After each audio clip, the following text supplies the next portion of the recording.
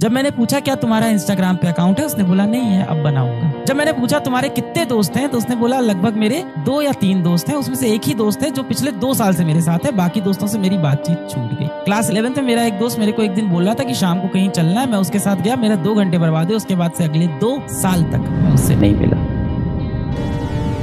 3 दिन की पहले की बात होगी, मैं अपनी कार लगाया पार्किंग में ऑफिस आने के लिए। मैंने कार पार्किंग में लगाई और मैं बस घुस रहा था अपने ऑफिस की तरफ। तब तक एक बच्चा था, उसके माता पिता थे और एक छोटी बहन थी।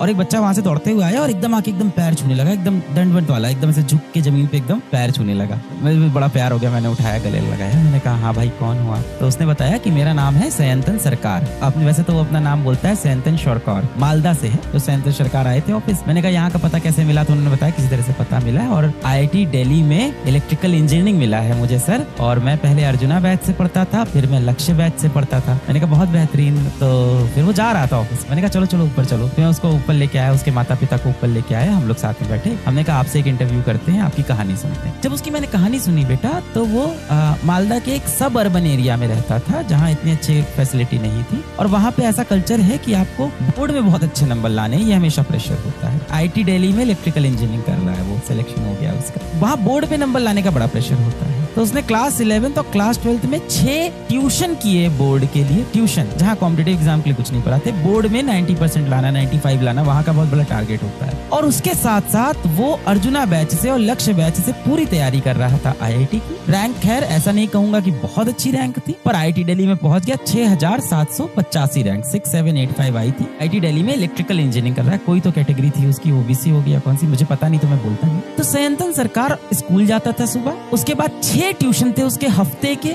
उसके बाद वो अर्जुना JEE से पूरा पढ़ा और इसी तरह से क्लास 12 में लक्ष्य JEE से पूरा पढ़ा और IIT में सिलेक्ट हो गया। जब मैंने पूछा क्या तुम्हारा इंस्टाग्राम पे अकाउंट है, उसने बोला नहीं है, अब बनाऊंगा। जब मैंने पूछा तुम्हारे कितने दोस्त हैं, तो उसने बोला लगभग मेरे 2 या 3 दोस्त हैं, उसमें से एक ही दोस्त है जो पिछले 2 साल से मेरे साथ है, बाकी दोस्तों से मेरी बातचीत छूट गई। क्लास 11 में मेरा एक दोस्त मेरे को एक दिन बोल रहा था कि शाम को कहीं चलना है, मैं उसके साथ गया, मेरा 2 घंटे बर्बाद हुए। उसके बाद से अगले 2 साल तक मैं उससे नहीं मिला। ये थी सयंतन की कहानी। मैं हमेशा बोलता हूँ, जब बच्चे मुझसे बोलते हैं, मैं कहता हूँ टाइम मैनेज मत करो, टाइम मैनेज मत करो, लाइफ मैनेज करो। आप सिर्फ पढ़ाई करो, बाकी सारी चीजें अपने आप मैनेज हो जाएगी। ये सब कहाँ से लाते हो किताबी शब्द? आप कहाँ से सुने आपने? चलो ना सच्चे से सच्चे दिल से बात करते हैं। ये कौन सी लैंग्वेज है, कौन सी भाषा है? इस भाषा में कौन बात करता है? हाँ, ये सब शब्द कहाँ से सीख लिया आपने? टाइम मैनेज कैसे करें, कॉन्सेंट्रेट कैसे करें, रिवीजन कैसे करें, बैकलॉग कैसे दूर करें, ये सब शब्दावली आपने कहाँ से सीख लिए भाई? बचपन से हमें एक ही चीज सिखाई गई है, जम के मेहनत करना। व्हाट इज टाइम मैनेजमेंट बेटा? आप पढ़ाई करो, अपने आप समय मैनेज हो जाएगा। जब आपके घर में किसी आपके